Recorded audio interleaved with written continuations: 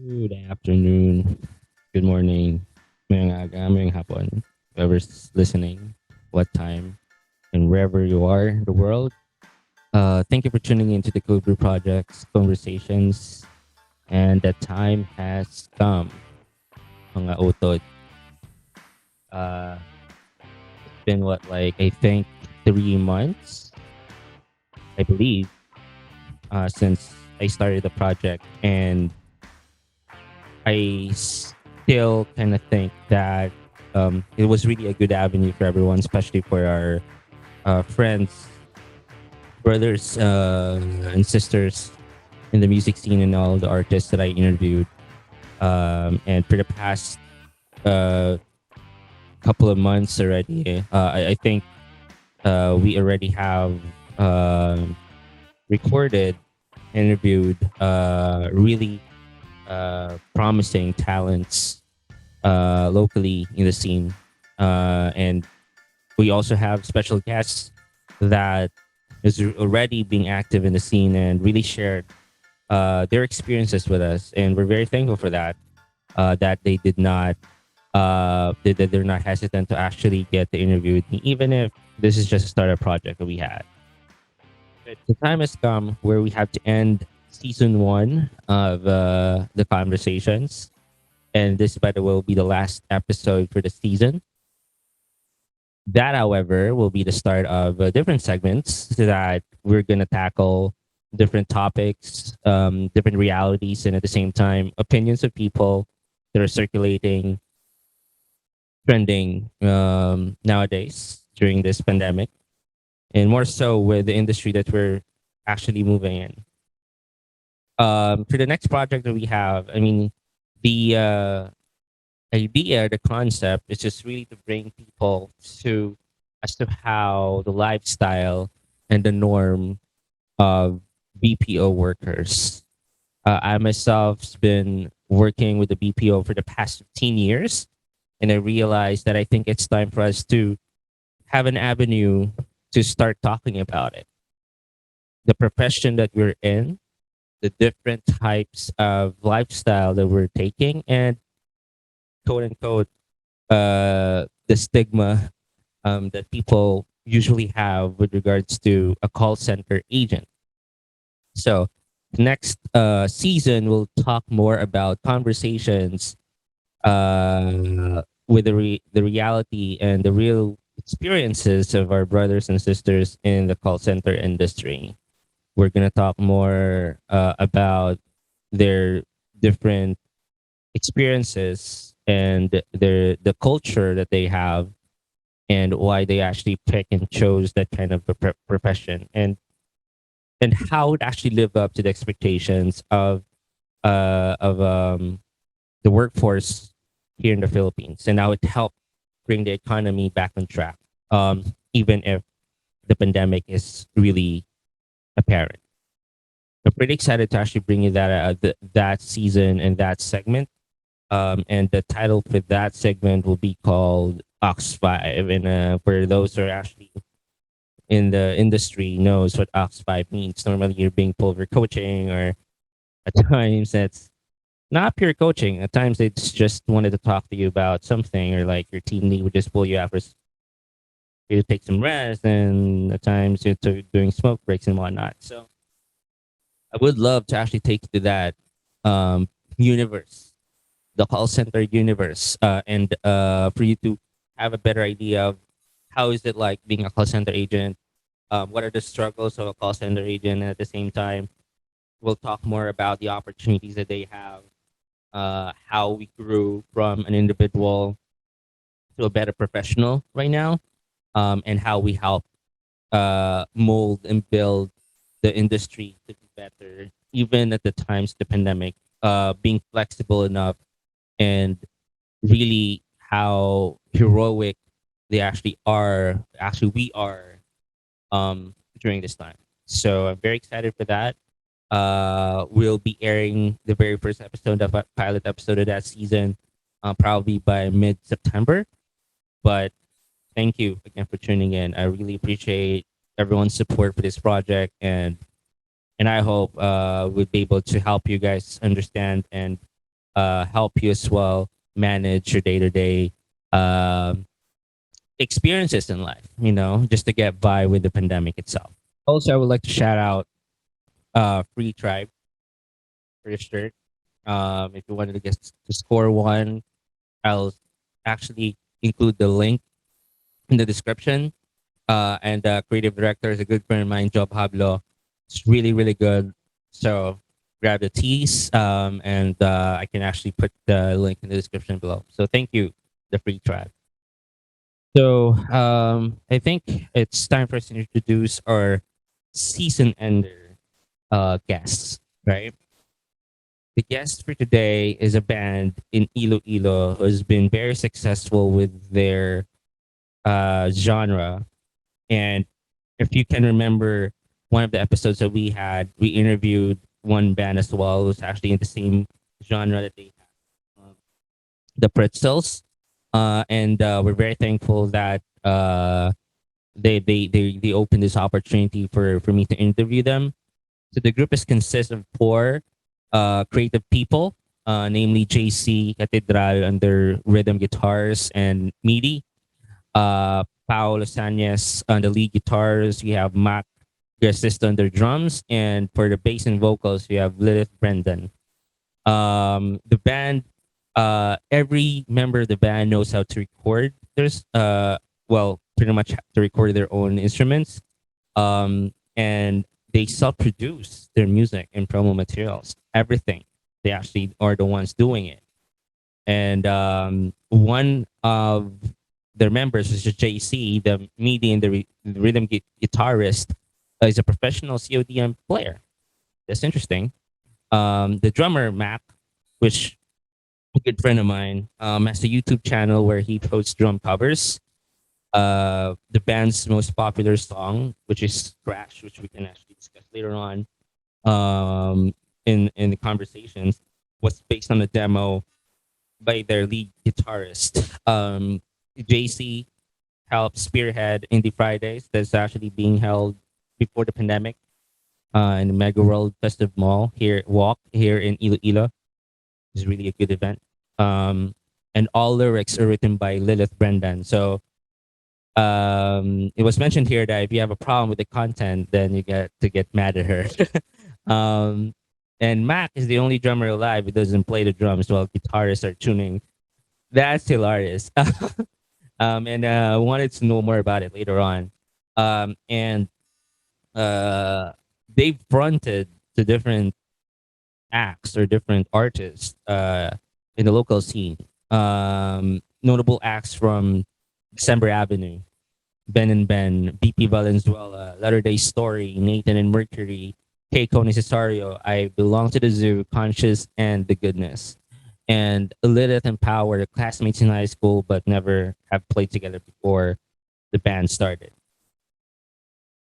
I'm actually a fan of this band, knowing that all four creative people joined in one band that brought the name of the local scene to the to the market, and at the same time, they all came from Iloilo City, right? I personally know these people, and I'm very much excited to know more about the history. So, without any further ado, season ender for the conversations, episode 12 guest, we have the Queens. Great. So, good afternoon, good morning, good evening, everyone whoever is actually listening to the Cobra Project's conversations. And I'm very thankful for the special guest that I have right now. Just wanted to point out that they are actually our season ender guest. So, our episode 12, we're welcoming Mac, Pao, JC, and Lilith of the Queens. So thank you guys for Hey. the opportunity, actually. So first and foremost, I think I would just like to know how you guys been doing. It's been a rough 2 years of, well, a year, I mean, of experiencing the pandemic. So have you guys been? What have you been up to lately? Who wants to go first? Should we like rock, paper, scissors for this? Or Let's start with JC instead. So yeah, Mac, go ahead. Mac.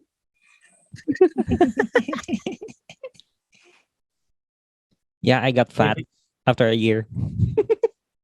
after you get that.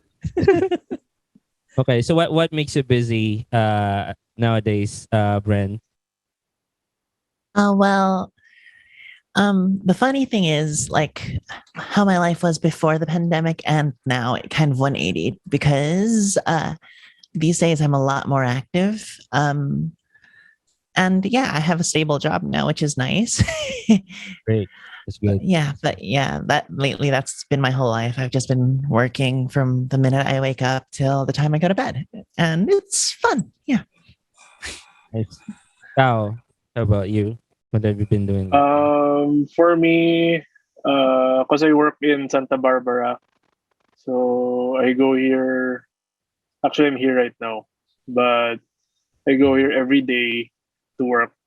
And when I get home, I play guitar or like I just play the Dota or something. Well, that's mostly it. I don't go out much because I am very serious about COVID. Yeah, I think every one of us as well. You know, the Rightfully cases are so. just. Jace, how about you, bro? Ano mga ginapistihan mo sa bong? Like, I've seen the bio. You're doing CODM. Yeah. I mean, dapat English ba or okay lang? Okay lang, miss ka na na. Oh. Ay, nice. Try Nice. Spanish pa naman. Joke lang. Actually, for the past 2 years, actually, a lot of things has happened sa life ko siguro, especially sa family. Career-wise, same thing. And yeah, I recently actually lost my mom due to hepatic cirrhosis. Yeah, so it's a big hit for families, siblings ko and all. And anyway, siguro for this past pandemic yun, what kept me busy is siguro sa business and playing playing games. Joke lang. Actually, a bit of music, but a lot of gaming din siguro. I mean, for me, I did that because of siguro like for me to escape from reality and anyway, yeah, like kumbaga distressing siguro the situation and all. Pero currently okay man, recovering and blessed man by God. Still riding the train, Thomas train. Nice. Yeah, and my condolences to you, and actually feel you as well. I mean, I share the same sentiments. I lost my dad last year. So in the midst of the pandemic, and yeah, he got COVID, unfortunately, but yeah, it is something that we gotta face it and move forward and as per the Robinsons ganito, it's just keep moving forward right. So yeah, great. I mean it's great to see everyone and one of the things that is really notable really from your group is that even in the midst of the pandemic you guys are able to really release a single. No, it's hard nowadays to do that, knowing the situation. So let's talk more about that single, Thomas. What was the thought process behind it? How did you guys come up with the name of the song, the title of the song, and what's the creative process? JC smiling for a good reason. Yeah. Actually, just a trivia. Because me and Brendan was doing Bible study that time. We titled the song Simon. Oh, okay, the original. Yeah. Title. But recently, na-realize naman na like, oh shit, bro, Oh shit, Brands, actually, hindi gali hindi gali si Simon nung daughter, si Thomas gali. So, yeah, we changed it. Then, yeah. Siguro sa lyrics, I think it's Brendan. I mean, for me, okay lang, Brands, share na lang siguro ako Yeah, na, fire. Go ahead. For me, it's something, for me, it's a strong song, message to everyone. Because actually, even, no offense, Christians and non-Christians alike, um, kumbaga sa life ka, actually, there's always a doubt. Bisan ano ka pa grabe faith mo sa Ginoo. I know sometimes we fall, then there's doubts, and actually God allows it. Jesus allows it actually nga magsungkod kasi magduda kasi because in this life it's too dark. Kumbaga ang muning nga kabuhi, it's too dark. Sometimes you can't believe on the good things, and naturally people are pessimistic, negative. They think on curses more. Kumbaga, let's say for example, Mac, malanda ka, Mac, may cancer ka, mapati din si Mac na kisa mo shoot meron mo cancer or something mo na. Pero if ang blam siya, Mac, madaw ka ba sa loto, mampata na si Mac na, tuda bala. Yeah. Yeah, diba? Like the psychology in life, yeah, it's really dark, and that's a good thing we have God. And don't, hindi ka mo mahuya if you have doubts. You can actually voice it out sa Ginoo.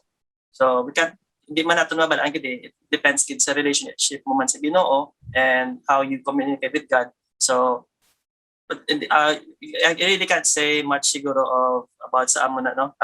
But ang doubt sa Ginoo, it's really there. You can't really deny it, but you just have to have faith siguro.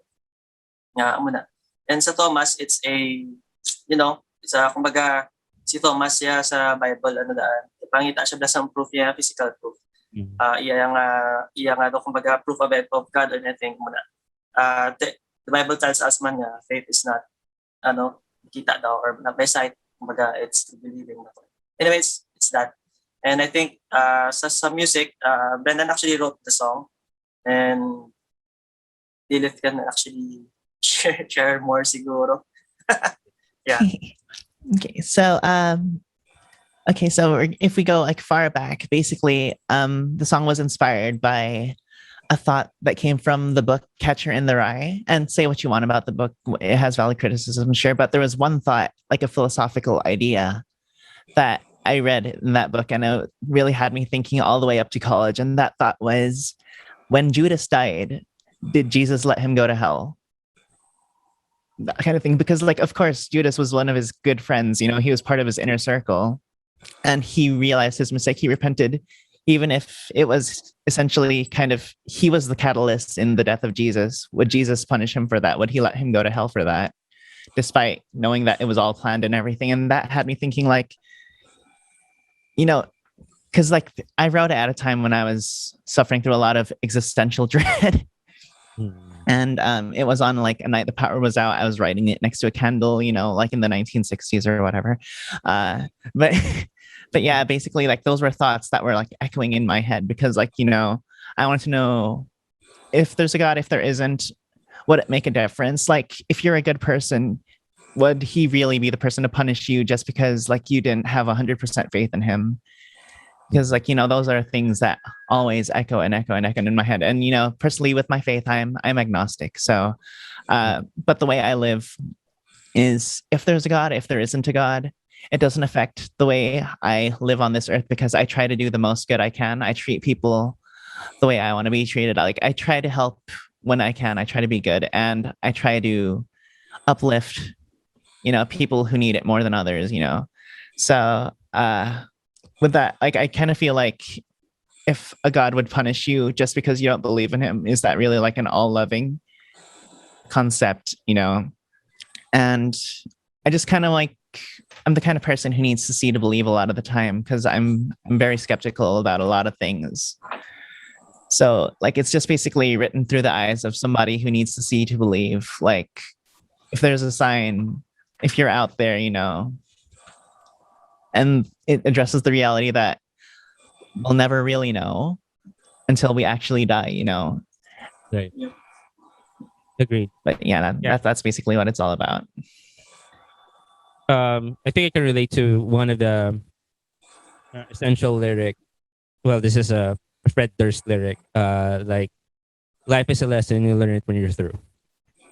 Yeah. Eventually, at the end of the line, you'd be able to realize everything once everything is all said and done, right? And the essence of the creation of the song lyrics is really interesting to know, and thank you for clarifying that. I mean that makes give us clarity as to how we should understand the song and how we perceive it in terms of like the creative process, right? How long have you guys created the song itself? Funny story about that. I think this was actually one of our faster songs to put together. Oh, really? Yeah, it helped that I had like a demo on the night that I wrote it. When the power came back on, I recorded like a short demo. The original version was a lot slower and a lot heavier. But like Yeah. when we got to the studio, like we were kind of jamming it and like, okay, it sounds better this way. I think I like it better this way. And like we all gave our ideas. Pao gave his genius ideas of throwing those little licks in between. JC changed up the rhythm section and Mac made the drums a lot more interesting. And just all together, it became Thomas instead of Simon. That was a good point. And yes, I listened to it before when actually it was released and before this interview. It has a distinctive sound, unlike the other songs that you guys have. This is you're correct. This is a little bit more heavier. There's a heavier part of the song itself, right?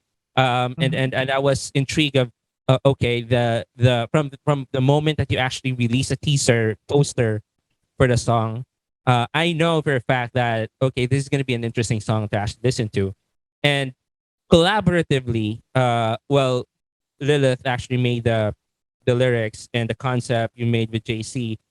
With regards to being collaborative and how you guys form the entire music itself, you guys meet in a studio and then create and build the entire structure, or you guys have your own parts. You share it digitally, and then when you get into the studio, that's the time you actually mix it all up and then arrange it. How that works for you guys? Well, like with most of our songs, it's kind of a song by song process. But for this one particularly, like the blueprint was already there. And in the studio, that's where we perfected it. I see.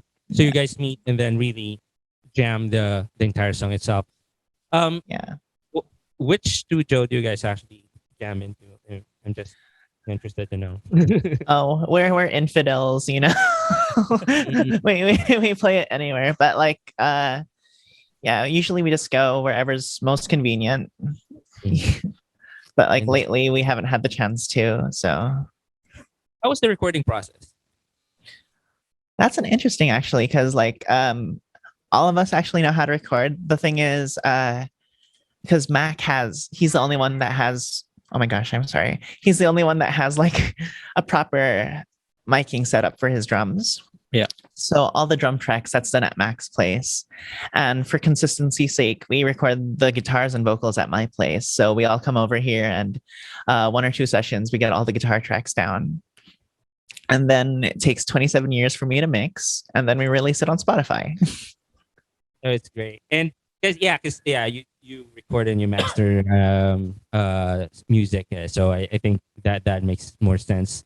And in terms of the distribution, right? And we're gonna tackle more about the label thing versus the independent releasing. How does the distribution work? Do you guys work on it, or just the label does it for you guys? JC, do you want to answer that one? Actually, for the distribution, it's more on the part of our Manila and Cebu managers, the Warner Music. So they usually, what we do is we record our stuff, we share it to them, give them, ask their opinion and ideas or whatever. Yeah, we meet weekly or sometimes every other week. And they actually usually do most of the distribution for Spotify, Apple Music, and other streaming platforms. So what we usually do is we just send our materials. We just ask them when's the best time we can release, and yeah, we just coordinate with them. Then we just post it on our social medias, the media platforms like Facebook, Instagram. Yeah. So actually, basically, it's Warner Music doing the distribution, and we're just making the elements. Yeah. Mm-hmm. Yep. Great. Okay. And touching a little bit more into the label stuff, because this has been one one of the known arguments between labels and artists, right? Do you have freedom with regards to what kind of music you want to create? Because I know there are some labels who want to control the part where let's try to change the flow of how you guys play your sound. Do you have freedom in doing that, or they just they kind of like give you directions of what type of music you're going to be doing? Well, I think the beautiful part about the label that we work with is that the people we work with are musicians as well. And they're all very passionate and they understand like the whole artistic craft and everything. So for the most part, we've been very free to make our music the way we want to. Sometimes they might give a few suggestions like, oh, this might be a little bit more interesting, or maybe you can incorporate some of this. But for the most part, we've had full control. Like we've had our hands on the steering wheel the whole time. That's Yeah. great.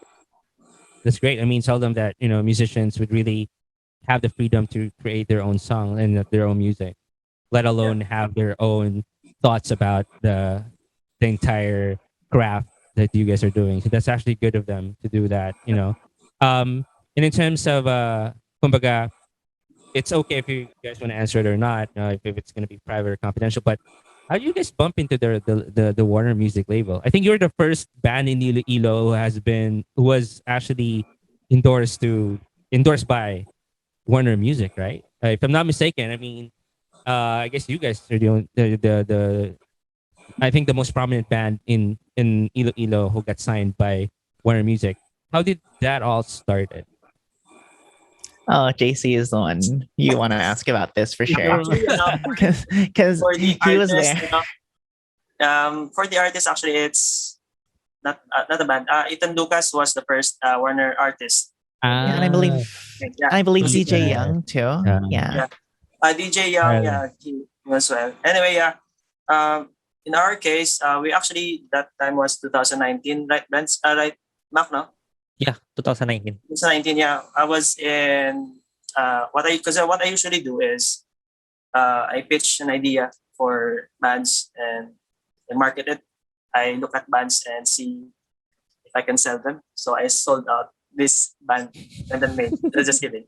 Anyway, yeah. Actually, I was at Warner. I met with Sir Kelly. Sir Kelly is the A&R manager of Manila. He's the basis of One and Dick the License. Oh, Yeah, so Sir Kelly Mangas is one of our mentors as well, and he manages us.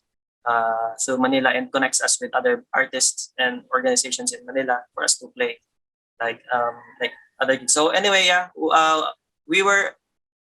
How did we end up with Warner? It's actually what we did was we actually joined Wonder Band last 2019. We were able to be semifinalists in Cebu. Yeah. So when we actually had that credential, we were able to connect with other artists like O Flamingo, yeah, and yeah, other bands, so other indie bands who are really different in the whole scene, in the whole Philippine scene.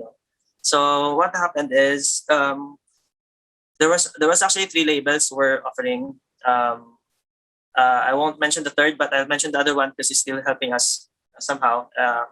Believe Music, Sir Joey Dizon of Sky Church. From Sky Church. Yeah, he actually reached out to me and asked if we already have the distribution stuff and all, and he wanted to help us. He told me that he was part of Pulp Magazine before and all. So, but during that time, before we were in Cebu, I was able to meet with Sir Kelly already, and we talked about. I pitched the idea of Crash, and they really loved it. Sir Joey V, Sir Kelly, and the head of the Warner Music. So they are really optimistic, and they are really interested because I think it's something about being a musician as well. They really like those earworm stuff that Pao, Brendan, and Mac made, and they really have this.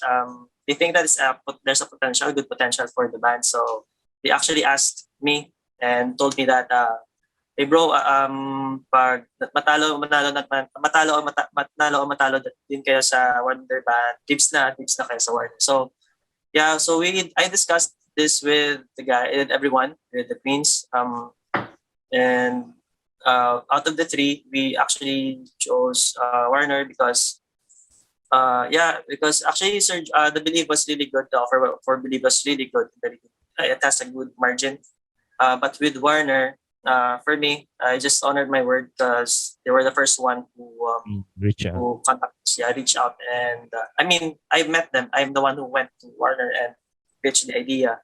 So, and they were the ones who are really optimistic and would love to like really distribute us. And the thing with their contract is that um, it was really we were really free, and they were actually asking us, "Do you guys want to stay in Manila? Because like this and that."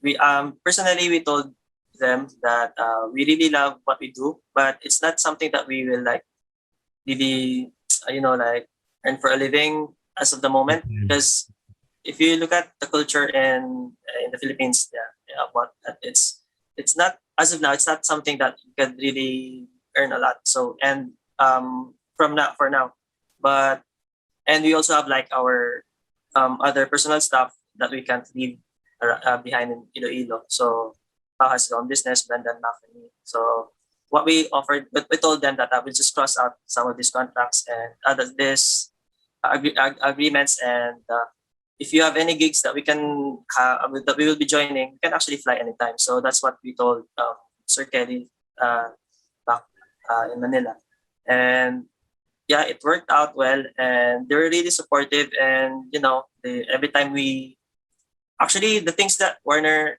Music is doing for us, especially Sir Alex as well. He actually reaches out. By the way, Sir Alex is our And our Mindanao, manager. Besides Mindanao manager. Here. So you can see, right? There's a different manager in Manila.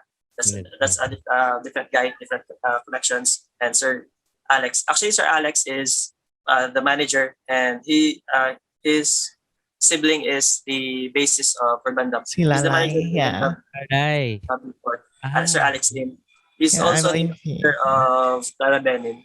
And these are the people that God blessed us, no? Like connecting us with these people, helping us around and what to do.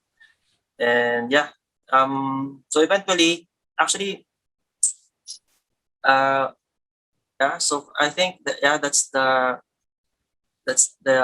our like work relationship with Warner and all and other. And in terms of like freedom, we're actually free to go with other labels as well. It's just that the distribution is under them. You can actually go with a recording label and another stuff. Yeah. So as of the moment, we're just tied up. We're not really tied up, but we're just connected with Warner, and hopefully soon, after this pandemic, can be like there's because actually for the Queens, the vision for the Queens with Warner is that we will be really visible in music festivals, because they actually asked us, what do you guys want to do? Like for example, like Sir Alex asked Clara Benin, where do you want to play? What do you want to do? So Clara Benin told him that I want to play coffee music, want to play in coffee shops, this and that. So what happened is Clara Benin actually started in Coffee Bean, right? And she actually blew up after that and become popular with her coffee music genre. So with the Queens, I don't know. Actually, the guys would just agree. Our vision is to really play with music festivals like UP Fair, Wonderland, Music Matters, and anything that's big that is like, like not really. We actually love playing intimate gigs, but the vision for the band is like, to really go out there and share like this different style of music that we can express to our like talents and all. And yeah, basically that's just it. Proud. I'm having goosebumps, by the way. Why? Because I think it's very seldom that we get this intricate type of promotions and connections. No, there's really a pathway, and it's opening doors for us individually in the local scene, that it's not impossible to land a certain connection with these people. You just have to, know where you're gonna network your music, and at the same time know the people that you're gonna be connecting to. And that's really great. It's really great to know. Um, and what? And I know that before the pandemic hits, you guys have other countries that you think of that you wanted to play with, right? So, what's your target country outside of Philippines that you wanted to play? That's one by one. Mac, ikaw, if you get to choose. Siyempre, Japan. Yeah, me too. How, ikaw? Target. I would say Japan also because I think our music would fit their. I think it sounds a little bit More Japanese. Japanese. J rock ish our sound. Japanese. Kidding. Jace, ikaw, Japan. Actually, yeah. One possible gig that we could have last year or late last year was Singapore with Music Matters. Because actually, Sir Kelly is also like the manager for Music Matters. So you can actually just hook us up with that. We can like provide the necessary stuff that we need. Yeah. Yeah, and Lilith. Yeah, of course. I'm going to echo the others and say Japan. It's always been a dream to play at the Budokan Stadium someday, but I wouldn't mind settling for a random bar in Harajuku or somewhere. That would be really nice. Yeah. Yeah, me too. I mean, I would dream to be actually playing in Japan. Well, not the type of music that we're playing, but I mean, just even to watch festivals there and music festivals, really great experience the culture. Pao, can you talk? Can you give or share your ideas when you demoed the Crash song? How was that, Bill? In terms of lyrics, like I have to be honest, like I'm not kind of musician who like listens to the lyrics. Like to be honest, this is the first time I didn't know anything about commas or I mean in terms of lyrics. Like to be honest. I mean I don't know if it's a bad thing, but like in terms of Crash, like I just kind of like jammed in my room because I always doodle with my guitar like every day. So like sometimes I get like ideas and like when I heard the riff like I felt like this sounds good. This sounds good. So like I tried recording it in my computer. So and I sent it to the group chat, and they found it. They found it good also. So that's how. And then when we jammed it, that's like we put together like our own ideas and stuff like that. Okay. Also, quick trivia. Oh, sorry, go ahead. No, go ahead. Sorry. Yeah, also, quick trivia. The original demo had double peds. Just thought I should mention that. Yeah. Mac tried to murder me. How did it actually end up having a single ped snap from a double ped?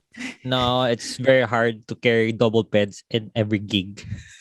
And I don't like that. I don't like it. Yeah, but like we found ways Because to make it work. I think I pattern most of my riffs for like instrumental. Like I don't I don't think of lyrics on top of it. But good thing Brendan's there, like Actually, power the same. to fill it in. So musically, you guys are gonna be more into like the structured rhythm of the entire music than it's okay origin. So, Mac, with regards to the drum parts of your music, I know your roots coming from the heavy metal stuff, aggressive music. When you landed into the Queens, what's the adjustment that you made? Actually, my first the metal phase, second na siya eh. Actually, my first phase is disco, like show bands. Oh, that's why. Magulang, yeah. So normal na lang sa akon ang amo na ang type sang music. So nagtry ako lang metal kay tungod of Dream Theater, other bands like amo na mga heavy metal, Metallica, Skid Row, that mga mo na band. So originally akon gid nga pag drums is disco, a show band, and especially kay Bamboo. Dra ako nag-start. Kag nag-start man ako learn that kind of grooves way before pa metal. So with the help of my older brother nga known man siya sa industry sang show band, so dra ako na nakatuon sang like that sang grooves na na-apply ko gid mayo subong sa Queens. And yeah, that's it. Amo na nga may distinct sound si Crash sa like disco groove patterns nga though I mean ano siya bala unique siya matian sa indie.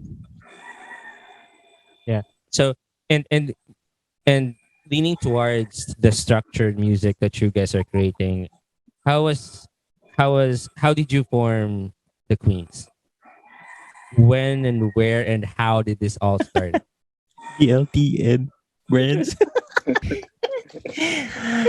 Okay, so basically, Queens started out as a different band. We were actually a competition band, and we had a different vocalist. So if you want to find somebody to point the finger at why this band exists, their name is Ange. You can point the finger at Ange because basically they got us to play for a Bombo music competition thing. Bombo. Yeah, and they were like looking for people to play for them because they do vocals. And JC is actually the reason why I'm in the band because JC was like, I'm not gonna play if Lilith is not gonna be in the band. So you know, he put up those demands, signed the contract, got that $50,000 bonus, and here we are today. But how yeah, how do you the name the Queens? that's a good question. Honestly, I don't know how to answer that one. So you guys just jammed and like and the name is already there being founded upon, and then like it's We and asked all of a sudden we you will guys ask JC about that. You know what? Actually, Behind it. we actually because what happened was we were with Ange during that time, and we actually encouraged Ange. Sorry, Ange, love you. Encouraged Ange Love you. to play. I mean, to like, you know, we told Ange that you have your old band Sidegate. You really have those like potential. Why not? Why don't you go back and try to like join Sigabong again? You might win this time. So we actually encouraged Ange to do that because we really think that her style would fit more with that one. Then when she said yes, when she said that, okay guys, we're in, we'll be in Sigabong. Then me and the guys, me, Brendan, Mac, and Pao, we're also excited because we also told Ange, okay, since now that you already have like your entry or band in Sigabong, we will also join, but for fun. Just because I think, I mean personally, I really think that there's a lot of potential with Pao, Brendan, and Mac. Their play styles are really different. Then how I look at it, it's something that I can sell, or I mean, sorry, yeah, something that I can sell, or something that I can like market and can relate to. So I actually look at them and also ask Ange that, hey Ange, is it okay if we also join? We're asking permission and we'll just make this project band and see how it works. Then we actually played Sigabong through this person, which I was courting that time. And we don't have like a band name. So she was the one who is registering us through Sigabong, and her like call this nickname is Queen, something like that. So how it ended up the Queens is because she registered it as Queen's Band or something like that. And for us, it's something that I mean for me, I think that's good. That's good. It's a good name. And Brendan could be like the cover for it. The biggest I'm a queen, honey. You know? And it's I mean for me the name is not really. It's not really well thought of, but it's a really like it's a good accident.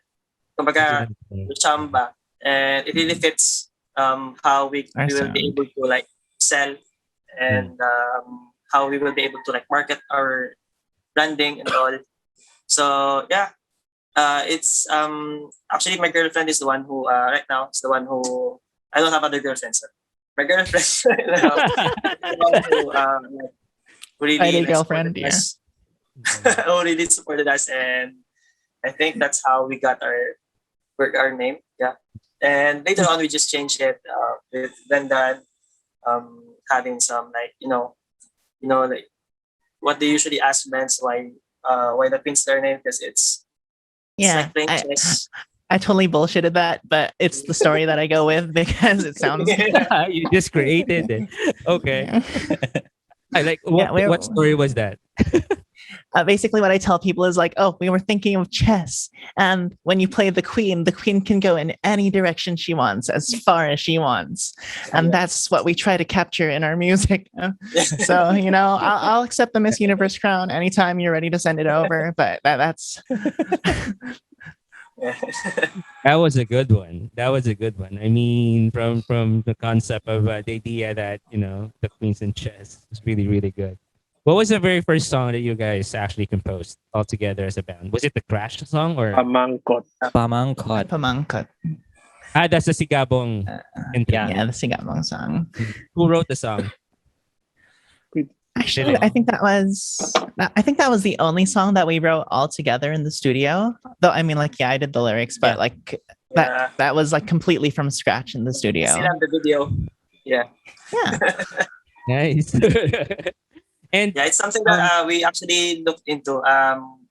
During that time, we were chatting and we were talking to each other. We're saying that, hey guys, why don't we listen to this song and create a different song out of it? So yeah, we went. Let's rip them off. Yeah, let's just rip them off. We went in. We went to the studio with in mind that hey guys, we'll be playing this in key of D. Then we just jammed. Oh, this is good. This is good. This is good. Something like that. Then we actually, Brenda was just humming the lyrics during that time, and Yeah. we just played how we would like to play it. So yeah. It's really good to play with people that you have the same interest and the same wavelength. The thought process are the same. It's just easier to work.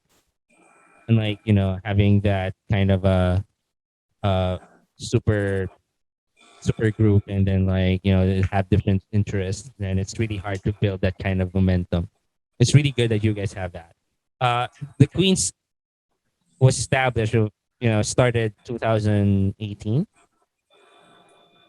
or 19. Yes. 17, 18. About 17 or 18. 17, I think. Paramore Night, right? Paramore Night. Or morning. 2018. Was it? Maybe early 2018, late 2017. Maybe Ah. something like that. Yeah. And then during that time, I think that's also the starting point of how indie music are building up in the scene. I think that was also the time where Ben and Ben started to blow up. I belong to Four the of Zoo. Spades, yeah. Yeah. Four of yeah, Spades. Four of Spades. So how is it like growing up and as a band in a community where very much most of the creative process or the music that is being circulated in Iloilo are prominent that time was really around like still the metal type of scene. How did you guys, how was the experience growing up in this community na you built your own name, you started everything from the beginning, and like even JC hosting and founding the Indie Fridays. How is it like growing into this community and the experience that you've had building this type of community as well? Because in terms of benchmarking indie, right? We personally, I see you guys, Strangers by Sunday and the Pretzels even building that kind of track for indie here in Iloilo. how is it like over the years that you've built since you started the band, that you can say now, okay, I think we'll push through with this type of music because we are seeing a future out of it or a potential growth out of it in the community. How is it like overall for you guys? Well, honestly, really thinking about it, I don't think a lot of it was like a really active decision. Like we just kind of make the music that we enjoy making, the music that we want to make, the stuff we want to express, and it just happened to be at the right place at the right time. So like, at the time that we started releasing stuff that was like stuff that revolves around that sound was what people were kind of looking for. People were kind of looking forward to it. So yeah, I guess like we were just in time. Yeah. And yeah, I think so. And even, even the other genres, they also say the same exact thing, that they were actually in the right place at the right time, at the right moment, with the right people onboarded to create that music. And I think you guys are also, a living proof for that. And Jace, can you tell us more with the Indie Fridays that you actually founded, no, or let's say hosted? How did the thought process come about? What's the idea, and then how did you like reach out to these people to just start this type of event in Iloilo? Yeah, actually, with the Indie Fridays, it's an opportunity with Nangjida Hodea.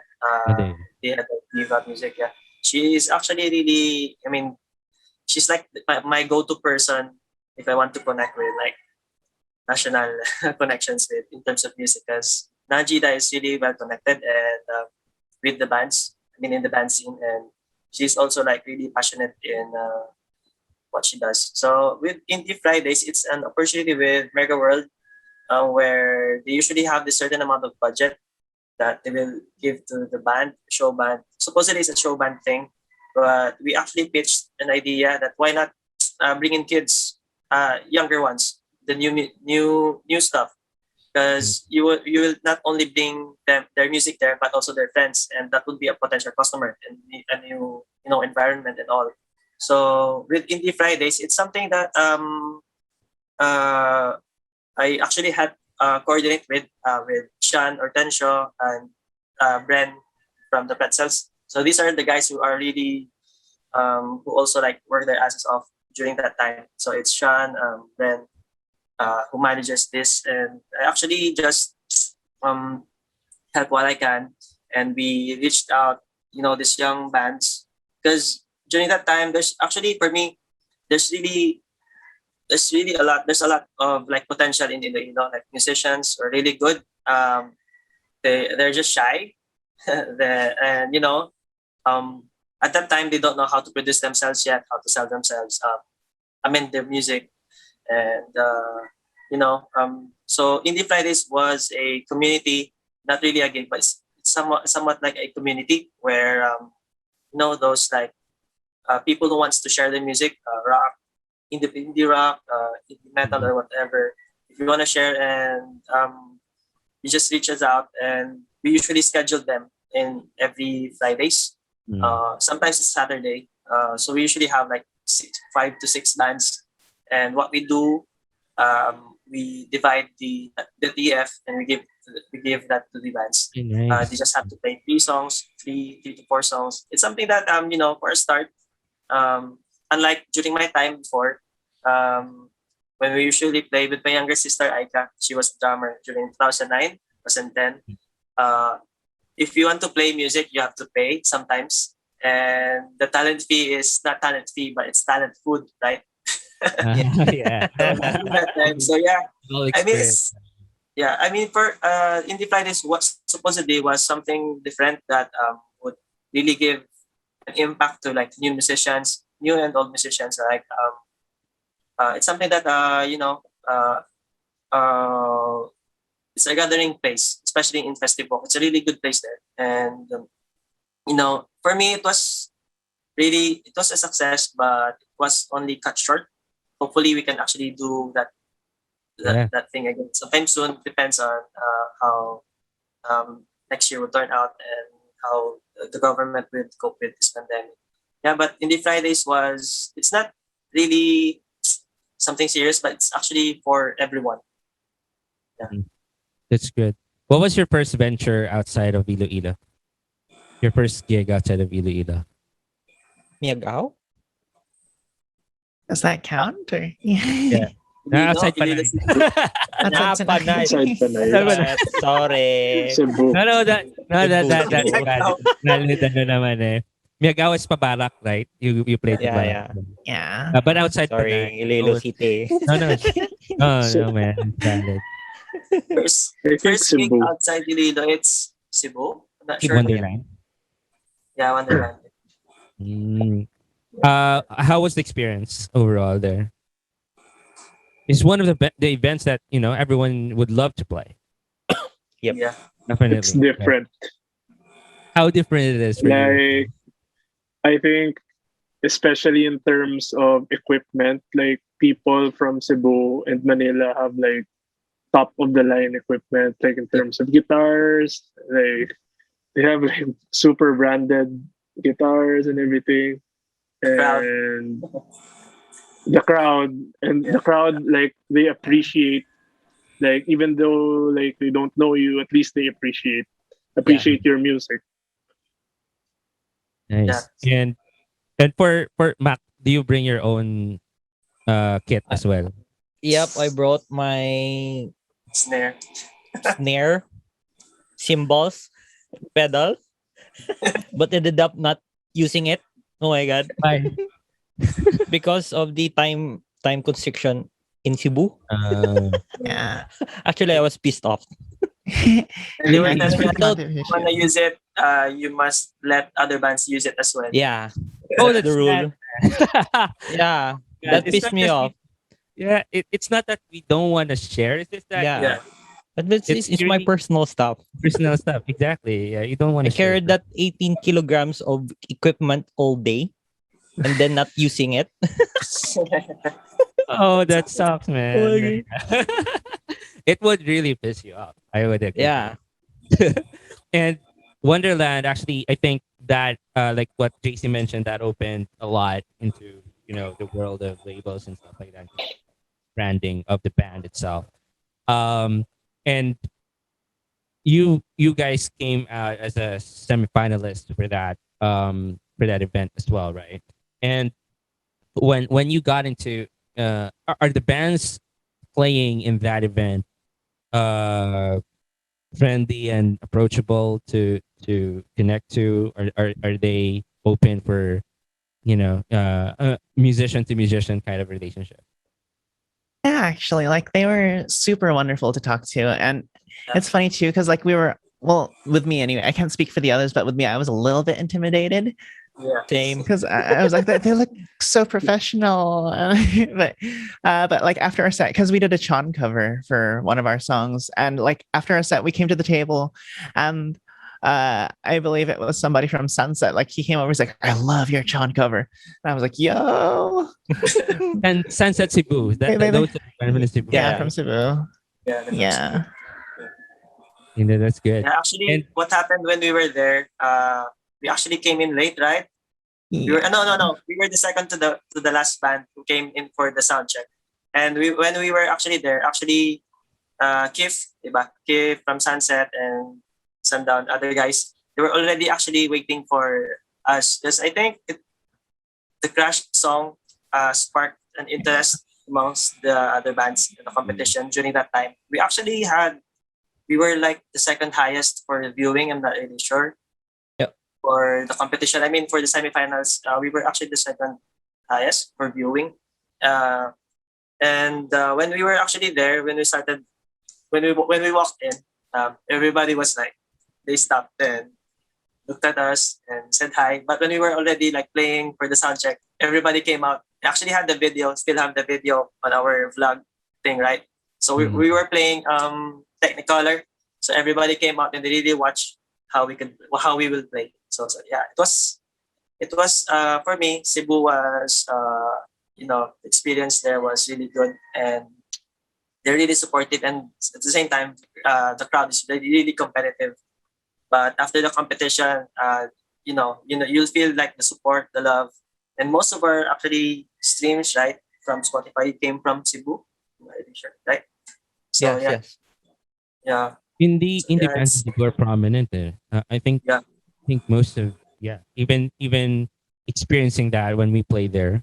Most of the prominent bands nowadays is really indie, and Yeah. even researching the bands there, just like everywhere. So I think that also made a good audience for you guys as well, right?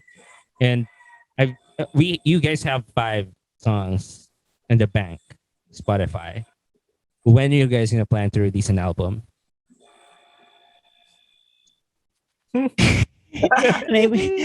Maybe next year. We'll see how it works.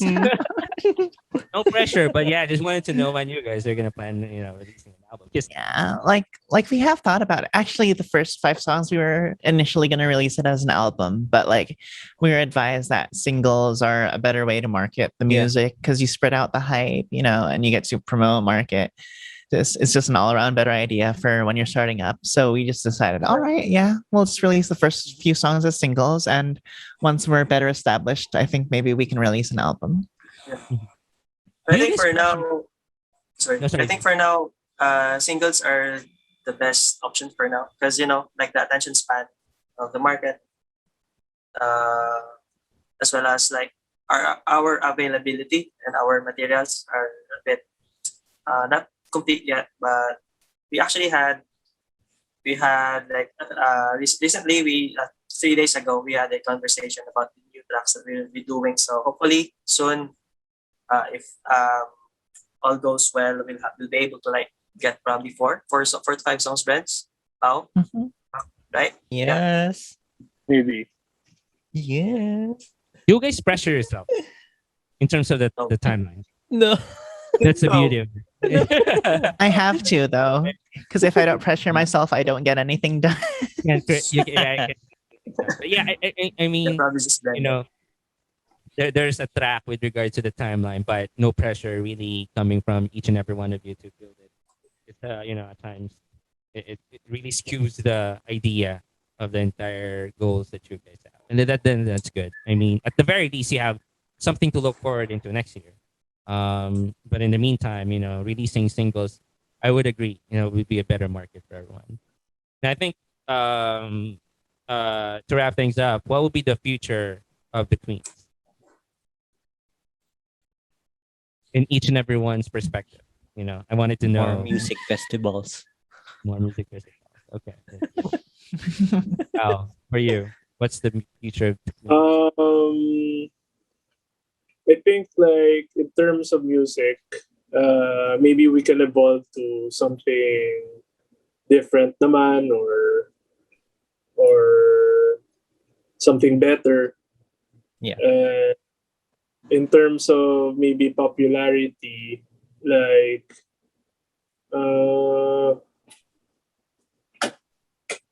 maybe we can improve our presence in social media or something like that. Well, we can start from there. I see the band. It has a lot of potential, and uh, and I think the pandemic just like it really damaged us. It's a bitch. It's a Because, bitch. like, Damage Like talaga. Damage. before that we had a lot of gigs and stuff like that, and like suddenly the pandemic came, so Yeah. uh, not much things happened. So yeah, we just continue making music, and maybe after the pandemic we can go back again. Me too. I'm wishing likewise, for the entire artist currently. Thank you. Jace, for you, where do you see the Queens the future?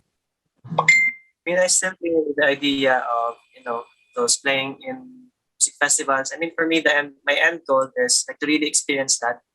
I will be able to say that, oh, guys, we made it because we were in this music festival now. Yeah. Nationally, internationally, whatever. In terms of popularity, I'm actually not really like I really don't not really don't care, but my kumbaga what ang importante for me is we, four of us. I mean, actually the 15 of us, if we can bring like everyone, we will be really like enjoy and experience those like music festivals like Lollapalooza, uh, like Coachella stuff, Yeah. Wonderland, any music fest that like every band wants to be in. So if we were already there, I would say that that would be like for me that would be like my goal and my end goal for the Queens, and hopefully it would be something that we will be able to do by probably next couple of years. It really depends. Nice. Thank you. And last but not the least, of course, Lilith, friend, for you. Did we do Mac or? No, he Ah. said that he's gonna go for festivals. Eh. All right. Okay. But yeah, well, for me, the ultimate end goal would be a sold out show at Budokan. But that's just like a faraway dream. But realistically, what I really want for the Queens is I want us to be what MCR was for me as a teenager, like as a young troubled teen who felt like nobody really understood them. I kind of want to do that. I want to make the kind of music that kids can listen to and feel like they're not alone, especially like young queer kids who maybe aren't accepted by their families. I really, really want to be what MCR was for me. I just want to kind of pass that on. So if even like one queer kid can look at what we do and say like, oh, hey, I can do that too, I'll be set. That will make me happy beyond the moon. Yeah. And yeah, totally in support with that. I mean, nowadays these things should not be new to everyone. I mean, everyone can do whoever can actually do these things. So whatever genre, whatever gender, whatever type of music you're playing, it's universal. That's just the simplest concept of it, right? Again, thank you for the time. I mean, I really appreciate your time here, guys. So thank you. Wish Thank us, you. after this pandemic we can bump into each other and like jam in a gig. But thank you so far for the experience and the time that you shared. So keep safe and talk to you guys soon and see you guys. Thank You you. guys, thanks for having Bye. us. Thank you. Thank you for having And us. Pao, Jason. Bye. Thank you. Bye. Bye.